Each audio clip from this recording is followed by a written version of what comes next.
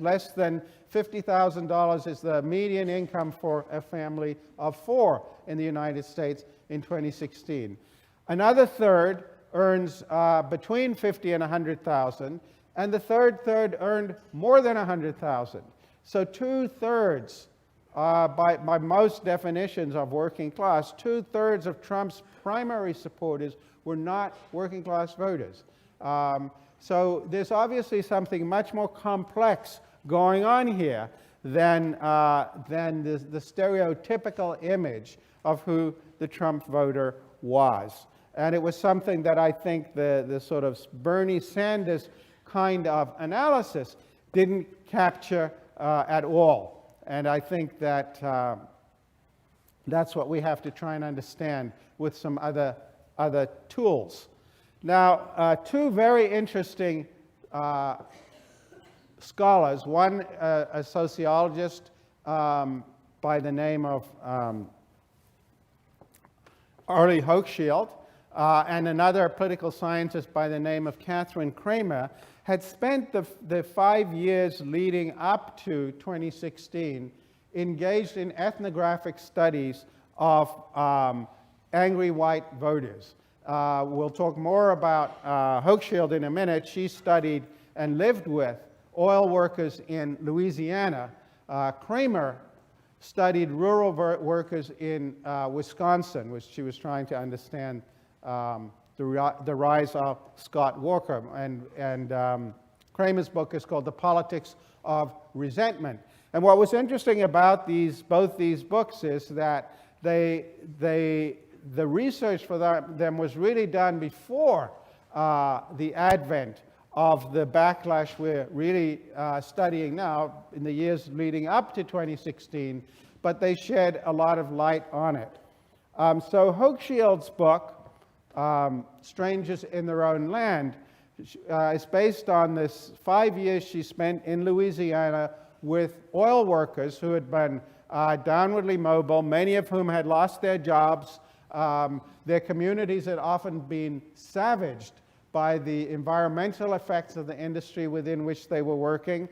Lakes which they had fished in as children were now so polluted that the fish in them were all long since dead. There were very high levels of cancer and other diseases that were widely attributed to the pollution in the community. Large numbers of people had been laid off because of the mechanization of the industry. And yet, the paradox that she tried to understand was that the anger of most of these people was directed not at the oil companies, but at the government, and particularly at the federal government. And she tried to understand this through participant observation. And so here's a summary that she gives of the central finding in her book. I struck upon something I call the deep story, which is a story that feels true. You take the facts out, you take the moral judgments out, and you have a picture, a metaphor for what goes on. In this, people are waiting in line as in a pilgrimage to the top of a hill where there is the American dream. People have been waiting in line a long time. They feel deserving. Their feet are tired. The line hasn't moved in many years.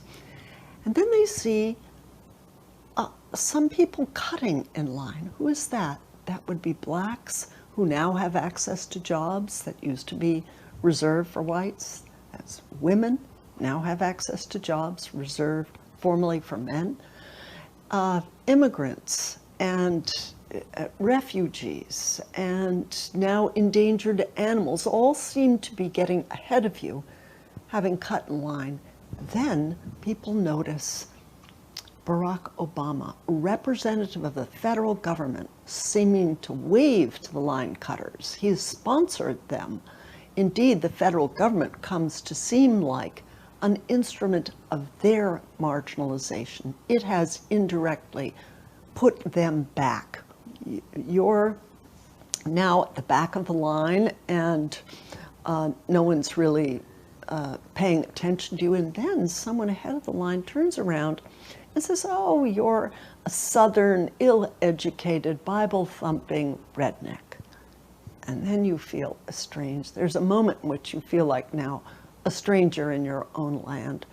And you're kind of stuck until one day someone comes along, a magisterial figure, powerful, who sees and recognizes your estrangement and says, "I'm going to give you your country back again."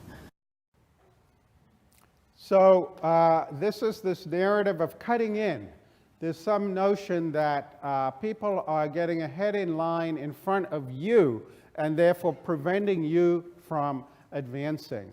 And if you read the whole book, it is a story of felt humiliation and rage at this phenomenon.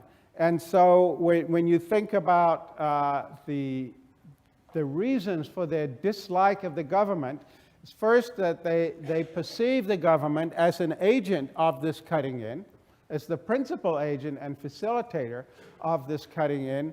And then if they need help from the government because they lose their jobs, they have to go in and be interviewed and humiliated by people who have job security, who have government pensions, who might well not be white. And so it reinforces this sense of victimization that feeds this narrative of cutting in and what Kramer calls the politics of resentment. And I think it's important this was a study done in Louisiana, but Kramer's is in Wisconsin, and there have since been 5 or 6 other books. So this is not just a phenomenon about the South, and I think that's important to understand. It's really a much larger phenomenon. The story that Kramer tells is very analogous, that rural voters in Wisconsin have many of the same resentments and many of the same causal stories that they tell themselves about the sources of their failure to advance and the sources of their alienation. And one other thing in the Hochschild comments that I just want to highlight, and I'm going to come back to, is that you notice when she described the cutting in there, she said, cutting in, African Americans are now getting jobs that were formerly reserved for whites. And women are now getting jobs that were formerly reserved for men. And so this raises the whole issue of people's implicit baselines. Because when poor whites of this kind think about something like affirmative action, they see this as somebody being given an unfair advantage, a leg up.